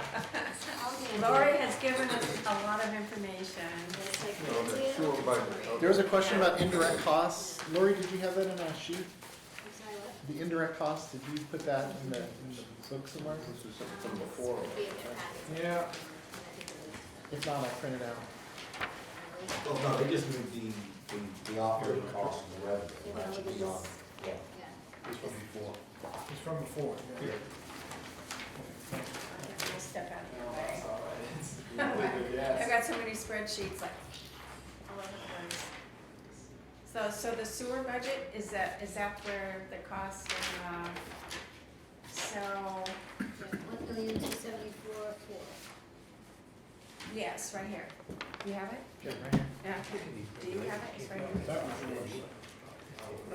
Once it's laid out there, you can't have it. It's 25 years, I don't care.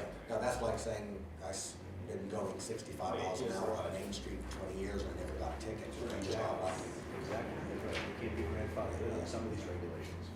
Yeah, so that 1,274,000 is directly offset in totality by sewer user fees? Yes, yeah, not one penny of your tax dollars goes, And there's no other outside sources, I mean, that's, other than grants. There's They're revenue all- from septage, So with this, from people dumping there. right, Yeah. Well, we don't have any now, because we're No, not but- taking any. I understand that. Because there is no revenue from septic. We're ahead of the Because sheet we here. don't take any. The plant can't take it. Oh, if we were, there'd be an income line. Yeah, it could be an income line, that's But if one you have revenue septic source. So- Lori, did everybody get the supporting? St. John's. yeah, we just have to, we, Huh. I paid it, I was just leaving. Scopio's taking. So, my question would be- District here or watching. my question would be, are we expecting our sewer rates to go up this year? Yes, Inflation. yeah, based on the new budget. Oh, yes. yeah, I mean, the new contract, I mean, they've got their costs I know, I'm involved, the just, chemical but that's a costs, yes. question, like, Yeah. how much do you Yeah, expect I- it to go up? I do have those numbers. I talked to Amy, who does our sewer billing, and based off this proposed budget, using flow numbers, she uses water billing from Water and Light. So she used last year's water numbers and this proposed budget. The rate will go from $13.45 up to $16.04. Really? From 13 what? $13.45 Three more to bucks. $16.04. Per gallon? 259 thousand? is the increase. Per whatever the unit is. Yeah. Is it CCS? I don't, Cubic feet? Cubic gallon, yeah. I have my sewer bill right It's here. just an estimate. Okay, here's my most recent sewer bill. I carry it with me with my tax bill. So anyhow, so right on here, you got sewer metered at, okay, so replacement cost, so does that make any sense to you? So I'm guessing Study it's the based sewer on bill. water usage, right? Yes, yeah. It is based So on it's on water the usage. Littleton Water and Light? No, that's how much? That's How much water, How much yeah. water? There's no meter Sewer on your bill house. is a portion of your water usage. Oh, this is half. That's right. Right. Um, Put We built, percentage on your it's rate. biannual billing, so Diane's bill is $6.38 Per hundred. per hundred, but that's half the year, so Per you hundred double- you what? double that. Cubic feet? It's Cubic 100, gas? yeah, cubic feet, I guess? I- Does it say it on here? I don't know if it does. No, it's, I have no idea. No, it does. Yeah, cubic feet, Cubic feet. so yeah. Okay. So, yeah, so that would be 1276. So it's, okay. So You wanna look at that? Anyone wanna look at the sewer bill? I Sewer have, bill would go from what to what? Is that what you just figured? He just said it was gonna go from 1345 to 1604. Right. But this, so this one right here is, it's water from 9/30/22 to, and the billing date is from 4/1/22 to Quarter. 9/30/22. quarter. Yeah, Yeah. so it's, yeah, it's kind of, yeah. well, Based off what, It's a half a year. based off what Amy gave me, it's a, 3.5, yeah, it's a 19% increase, based off what, So I have a question. So how do you capture Amy gave people me- that have wells? We don't You get don't? sewer bill. Most of those I people have have a well, and I septic don't get sewer systems. bill. Yeah, they have septic At my systems. house. But who is this, where the water goes into the sewer? no. No, I have a septic system. Right, but you wouldn't have to, is what I'm getting at. Somebody that had that had a well that was connected to sewer, Yeah, with could the, use that all day and no one. yeah, I'm not aware, Of any of those yeah, situations, they'd be on their own. yeah. The lines seem to run parallel to each other, because, there are some flat rate users, Jim, that are like that, so, according to Amy. But you could, is what I'm saying. Not a Yeah. lot. Somebody could put a well in their yard. then what happened, Have free. I was one of those set rate users, and it's based on how many bathrooms you have in your house, and it's a flat fee of, back then it was $50 a quarter or something like that for a 3-bedroom house. So number of bedrooms and number of bathrooms. So flat it is fee. now 7 o'clock, and Roger? I just had one more quick question. In order to get that treatment plant now up to where we can accept stuff from the septic people, how much more, once this clarifier is done, can we go back to accepting that and making money? Yeah, in fact, yeah, Jim and I have had some preliminary conversations with H2O about when we can possibly resume. The current project definitely got some things back in order, but now we're dealing with the clarifiers. Yeah. So definitely for sure, when the clarifiers are repaired, we can get back. But there's also a septage project, which is the capital project on the, But there's more to bring that up to grade, to bring that up to. Yeah, speed. to Right, be very right. honest, Roger, going back to what you're asking, the ideal scenario would be to do a completely separate reception from the septic system. Another 5. Its own little, it's almost, there at the plant, having its own little separate area that would go Which they into. always back down, there was an outside place for them to hook up their RVs and. so here's the deal, that system that's out there now just dumps it into the headworks for the plant. So that runs through and gets Right on the processed wire. through the plant. So the ideal would be to get the septage to come in a different avenue into the plant and not impact, and not be treated through the standard process. There's a way to handle it separately so it doesn't impact the plant like septage currently does. So there's a project that we've got put together, it's in the capital plan, I think for 2024, to do a septage upgrade project. But basically the funding of that would have to either be a warrant article against the fund, but it would be, the revenue obviously would be a consideration for. Right. And you can see that on the sheet that Lori put together on the historical septage. It's the one investment that would pay for itself. Before I forget to ask you, can I have some? Right. Do you have So those, the last year we were digital running reviews? that, how Send much them to money did Lori we and she make can when pass we them had on that to property? me. These are my, Yeah. I'll do that as well. Okay, thank you. Yeah. How they went down. She'll pass The it highest, to me. Roger, was 138. 138,000. 16, except in 16. Schofields and all that. Yeah. Last year was 64. Yeah, Pay for itself. because we stopped taking it. And we put in, Yeah. So we're down to $179 this year. Better So if it drop costs you $300,000 or $400,000 to put one in, I mean, return on your investment would pay for itself Yeah. and Right. get you there. But right now, for us to spend money and to do that, I know this is gonna be an odd thing to say, but for someone who's on a private septic system that isn't paying anything, you kind of want anything we spend to do that, you want their revenue to pay for it because you don't want the regular ratepayer right, to which be I mean, offsetting that cost of treating somebody else's septic because there right now, that stuff can be shipped to St. Johnsbury or what have you. The complaint they've got now is the folks who live in the community is costing them more because the people have to take it to other plants, so right, it's and going the price of further diesel out. fuel, it's quite a Yeah, significant and I've gotten cost. calls wanting us to have to offset that or issue them credits, and it's like, I can't do that, it's not on your sewer. And just for a timing discussion, the clarifiers are still, that's part of that $2 million project, which hasn't even started Yeah, which got engineering approved. yet. The one that got approved in March. So it's at least a couple of years away from happening, the clarifier project. Okay, It's are a lot of catch-up. we done with Public Works? And the only other thing I have to say, Dan and I will be happy to continue one more meeting so we can have the election.